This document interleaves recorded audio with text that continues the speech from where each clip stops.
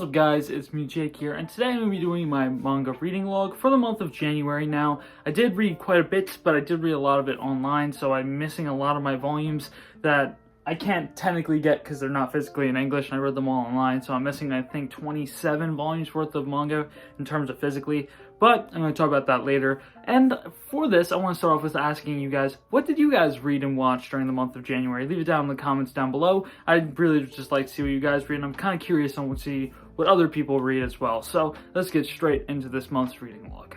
Now, the first thing I'm going to be talking about is a series I actually more recently got picked up. That's going to be Succubus Hitman. I just recently read this volume about a couple days ago. I will say it was a quite interesting volume, but I was very confused for the first, like, 2 chapters. I mean, very honest, I didn't know what the hell was going on for a while until it got a little bit better of an explanation in chapter 3.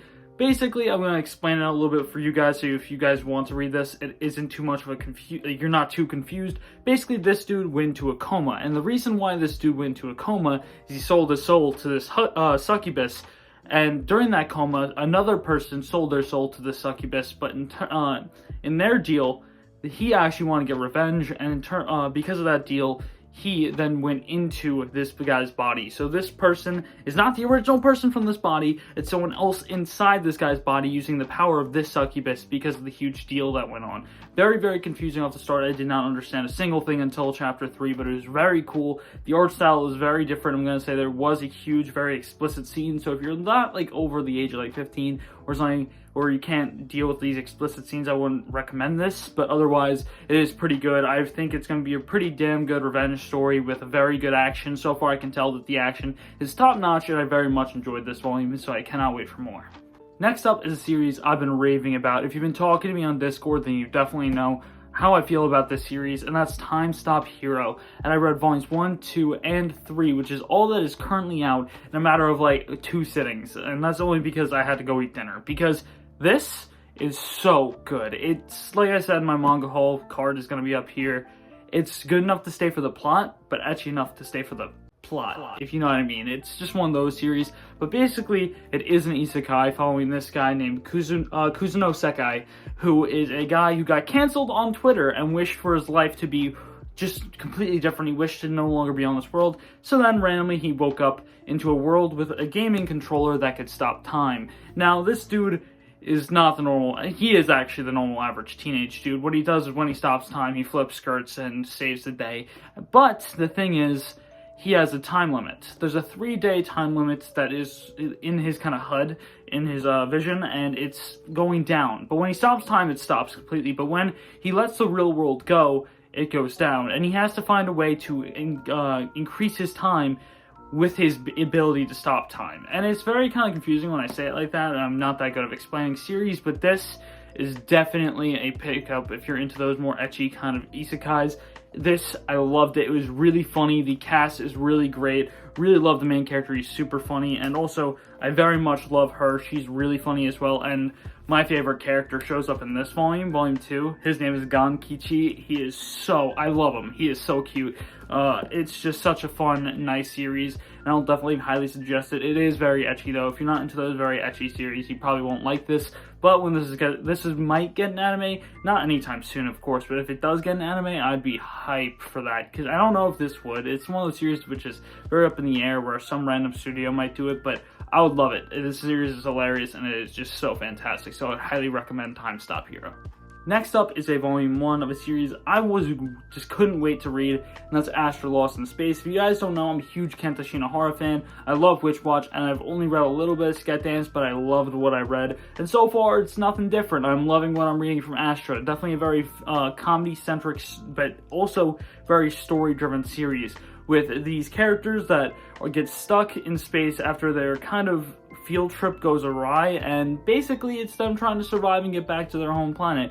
And it's so good so far. I really love it. The art style, it's Kenta Shinohara. You can't really go wrong with it. It is just so fun, and it is a very great, nice, funny ride with definitely a lot of drama as well, which is definitely very different for Kenta Shinohara works. It feels way more dramatic than Sket Dance and Witch Watch, but that's because this is way more story driven than the other two. They're way more episodic and more comedy driven, but I will say that those definitely have their arcs that are serious. Witch Watch especially has those arcs which are serious. Sket Dance I don't know fully yet because I haven't actually read that much into it, but this just feels like more serious overall. So yeah, really enjoying this though. It is very, very good so far. Next up is me continuing a reread from a while back, and that's One Piece. I dropped this reread at the start of Thriller Bark because I was getting really busy. That was at the start of college, and now it's one semester later, and I decided I want to get back on my One Piece grind, and I am going to be continuing Thriller Bark. Now, I only read one volume, and that's volume 46 this month, but I've been kind of busy. I've been really enjoying One Piece. I know I love it. It's one of my favorite series of all time. It's tied for my #1. I already know I like Thriller Bark, even though it's a weaker arc for One Piece out of all the major arcs. Definitely one of the weaker ones.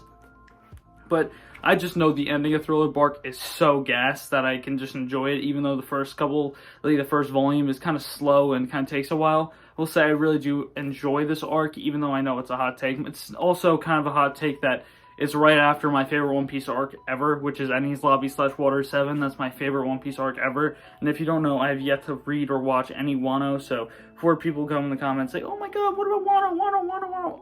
I've yet to read or watch it. I read One Piece by arcs. That's why I want to continue this reread. I hear Wano's near its end, so I'm going to reread and go into Wano for the first time. Yes, I have a couple spoilers for Wano, but nothing too crazy. And yeah, I love One Piece. I think everyone who's read it loves it, other than a few people, but everyone I talk to who's read it loves it, and yeah, everyone. I just love it, so yeah.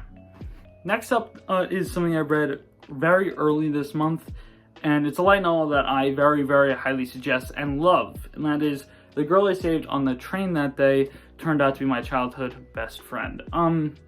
It's amazing. I would say this is one of my favorite rom-com kind of slice of lifey light novels so far that I've ever read. And if you don't know, my favorite light novel series ever is Origairu or Snafu, however you want to say it. So that's very high praise for someone who loves their kind of slice of life rom-com-y kind of light novels, and this was no doubt just so fantastic. The drama near the end really hit. The characters were really funny and very entertaining. Just like, I love the whole cast of Ryu and Fushimi. They're both very cute. And Torigoe, I can never say her name. She's also a really good character. His sister, I don't know how I feel about her yet, but she's so far pretty good. And his mother, we don't really get to talk about much, but she does say one very, very, very sus line, and I will say that was very out of left field what she said once, and I'm like, what the hell?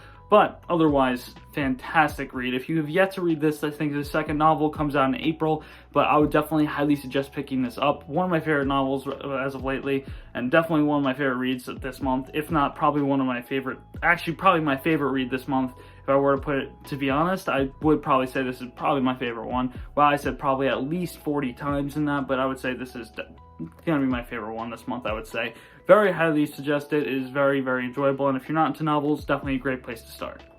Next up is another novel I read, but this is more of a reread. That's Danmachi Light Novel 1. I've already read up to novel 8, but that was so long ago that I can't remember much, so I decided I'm going to reread this and get back into it because I've been hearing from my friend on Discord, Ritsu, that it just is crazy recently, so I'm going to have to read that. And now that Season 4 just got its trailer dropped, and it had a huge spoiler in it. If you have yet to watch Seasons 1 through 3 of Danmachi, then you would get a huge spoiler in it if you paid attention, but yeah, I've been really hyped for Season 4, and I cannot wait for Season 4, so that's why I wanted to just get back in my reread, and I hear Volume 17 is coming out pretty soon, I believe, so I'm really excited. Hopefully I can catch up before that happens and that comes out, but I also do have the Familia Chronicle light novels I can read, even though I've already read episode Liu. I'm going to wait until I get to, I think, Volume 14 or 15, he said, before I read the episode of Freya. So yeah, I cannot wait for that, and Danmachi is Danmachi. It's amazing. So if you have yet to read Danmachi's light novel, go ahead, do yourself a favor, and just go and read it, because it's fantastic. Next up is probably my least favorite read of this month, but I am probably going to pick up more of it, because there was a comment on my last video saying it does get less episodic and more story-based, and that is Shikimori is not just a cutie. The art for this is fantastic. I love the art for the series. It's super nice, like, detailed art. Wow, both videos I randomly got this double page spread, but this just shows how great this art is. Really great, nice character design. Other than that, the 7-page chapters does not do what this art deserves. I think that this episodic kind of story does not work for this, and definitely the repetitiveness of this just hurts me so much. But as I hear, it does get less repetitive and less episodic as time goes on. So I'm going to definitely try and get through this and get to where it's less episodic. But otherwise, yeah, did not love this too much, but I will say that there was a couple chapters in this that I very much loved and enjoyed, but there was a lot of them that I didn't like at all. So that's just my opinion on Shikimori. It's not just cute, but just from volume 1, but hopefully my opinion changes as I get more volumes. Next up is something I actually forgot to put in my haul, so just saying for warning, it's going to be my next haul. Beastars Volume 16, banger volume. If I were to say that the Train Light novel wasn't my favorite read of this month, it would be Beastars Volume 16. It's either or, but of course light novels have more content than one manga volume, so I'm giving it to that. Actually, no, there's one that beats both of them, actually, never mind. But this volume was definitely an amazing Beastars volume. Built a lot of the world up, helped Legoshi get a lot of development in this volume, and I cannot wait to see what happens with the future of Beastars. I really like seeing the backstory with Legoshi a little bit more, and seeing a lot more of Legoshi's past, which we haven't really seen much in the rest of Beastars so far. So it's just been a really fun read. Really great volume, and not much else I have to say. If you like Beastars, you know what I'm saying. This volume was just an absolute great volume, one of the better volumes of Beastars, which means a lot because Beastars in general has a lot of banger volumes. I think it's volume 9 or 10. That was an insane volume with the fight. I'm not saying who fights, but the fight. That, an absolute banger volume. This one, definitely not as good as that one, but it is up there for me. It's an amazing volume, and I cannot wait for more Beastars coming very soon, I think, because I think the next one's coming out in, I think, March, so I cannot wait for volume 17. And the first thing I actually read in January 2022 was the ending of Happiness. If you don't know, my last manga reading log, I read 1 through 5. This one, manga reading log, I did read 6 through 10. It's only took me, like, I think an hour to read this. It's not that long to read these. I would say this is definitely the longest volume to read, though, because it is the most word heavy, but I would say this is definitely the better half of Happiness, in my opinion. Definitely the more psychological half, and definitely the one where you get the most development out of a lot of the cast, and I'll say amazing work by Shuzo Oshimi. I know I've already said it. Easy 9 out of 10. Happiness is fantastic. It is an amazing series, and not much else I have to say. I already ranted about this for the first 4 or 5 months of 2021. I was just rambling about Happiness as much as I could, so I'm going to stop talking about Happiness from now on and kind of just talk about other works that I think are also amazing, like the next one I'm going to be talking about, which is the manga that I was talking about earlier that I couldn't put on there in terms of physically because it doesn't have an English release, but I did read 27 volumes, and that is a video I most recently made, Ashi. If you don't know anything about Ashi, this is a phenomenal read. One of the best sports mangas I've ever read in my life. This thing is so fantastic. Talks about the tactics of soccer, talks about pro players.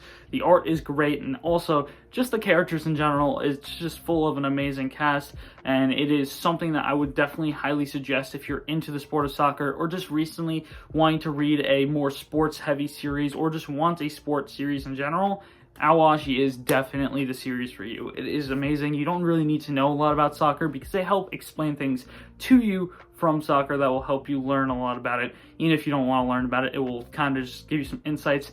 And yeah, it's fantastic. It's a phenomenal read. It is an easy 10 out of 10 for me out of the most recent chapters.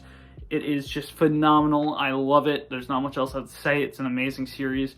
Read all of it in a matter of, I think, 3-4 days, and yeah, it's just that good. It was the games. Once you start reading a game, you cannot stop. Like, you read the full game because it's just that entertaining.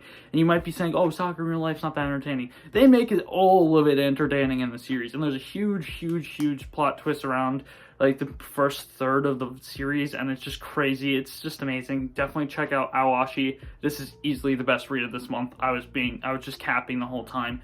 Train and Beastars is tied for number 2. This is easily number 1. This is in my top 5 now, and it's just phenomenal. So yeah.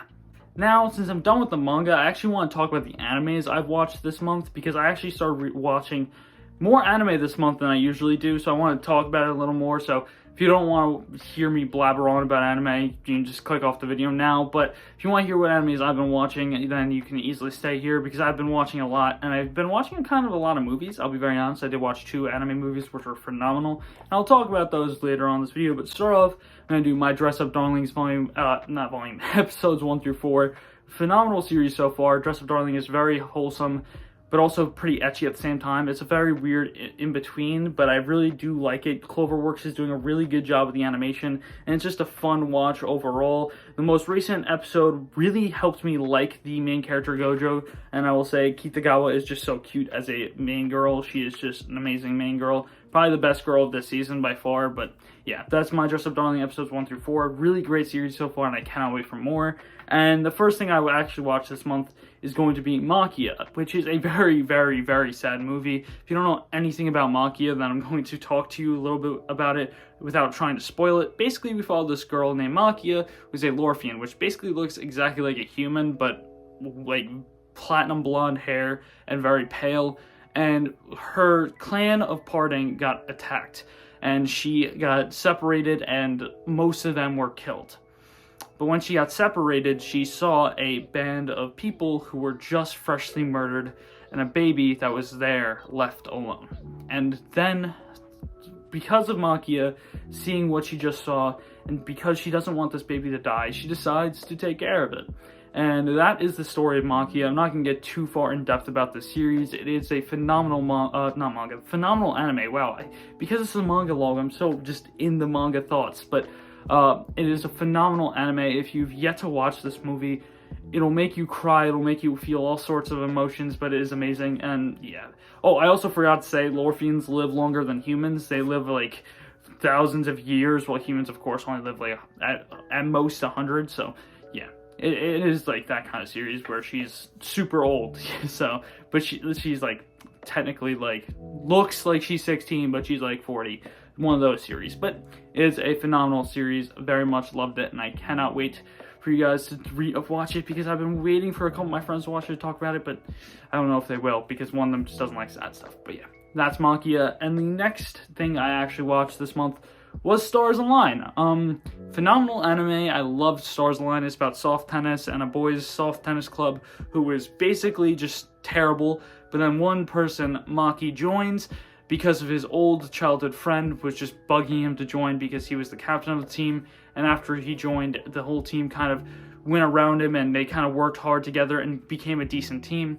And this series is great. I loved Stars Align up until the last minute. I think the last couple minutes of this anime sucked, and it really made me change my mind on the anime. But I will say it's definitely a phenomenal watch, even if the the last couple minutes of the last episode were not that good. Definitely highly suggest it. I kind of just pushed those away and had the ending be at like the middle of that episode, because it really just helps the ending actually be a good one. But yeah, that's Stars Align. Next thing I watched was Josee, Tiger, and the Fish. Another phenomenal movie. I actually like this one more than Maquia, but I will say they're very close. I think this one I have way more rewatchability for it, while Maquia has less of rewatchability. I feel like rewatching Maquia would not hit as hard as rewatching Josee. And I'll say the cast of Josee was really fun, and it basically follows this girl who is disabled and can't use her lower legs, and she lives with her grandma. And it follows this dude who she almost kills in the first like 5 minutes by hitting him by going down a hill on accident, getting hit down a hill on accident, and she can't stop. So then she flies into the main character's arms, and main character then gets a job to take care of her, and it's kind of a wholesome kind of them becoming friends and seeing them kind of grow together. And it was a very great movie, very good kind of slice of lifey thing that if you want to watch, you should definitely watch, because it is amazing. And the soundtrack is just phenomenal. The Eve does the soundtrack. If you don't know who Eve are, they did a Doro ending, and of course you'll probably notice they did the first JJK opening. They just banged out on this soundtrack for the ending and one of their OSTs. Amazing. So yeah, that is Josee, Tiger, and the Fish. Next up is Orient. I watched the first 2 episodes of Orient. Really enjoyed it. And another thing I watched the first 2 episodes was Bisco. I'm going to put these both together. Sabuiki, Bisco. I really enjoyed the first 2 episodes of both. Was very unexpected of enjoying Orient as much as I did, because a lot of people told me the first volume was just terrible when it came out. So I was expecting the first like 2 to 3 episodes be bad, but I actually really enjoyed the first 2 to 3 episodes. I thought it was pretty decent. I actually really enjoyed it, and I actually just bought the manga, waiting for it to come in from Right Stuff, because of the first couple episodes, because I enjoyed it that much. And Bisco, I actually bought the light novel. I have yet to read the light novel yet, but I very much enjoyed it. It's just super chaotic and crazy, and kind of feels like JoJo's amount of bizarreness. It's just that kind of crazy kind of series that, if you're into those series, you'll love it. It is that cool. And then the final anime I watched this month was episodes 12 through 14 of Ousama Ranking. There's not much else to say. Ousama Ranking is probably going to be in my top 10 animes by the time it ends. It's that phenomenal. It's an amazing series about a prince who is deaf and cannot speak, and basically he's trying to become the strongest king out there. But of course, when you're deaf, can't speak, and he is very much a weakling, it is very hard to do that. And it's a very rough journey of a kid named Boji and his shadow he meets named Kage, as they try to help Boji become the strongest. And it is just super wholesome, but also very, very, very dramatic, and has a lot of moments that will get you near tears. It is one of those series that really rips at the heartstrings. They don't just pull, they rip, and it is very good, though. It definitely deserves to be like number 4 or 5 of anime 2021, even though it's not done. I voted for it for anime of the year last year on the Crunchyroll Awards. It was that good. But yeah, that's all I have to talk about for anime and manga this month. I hope you guys enjoyed, and I hope to see you guys next time. Peace!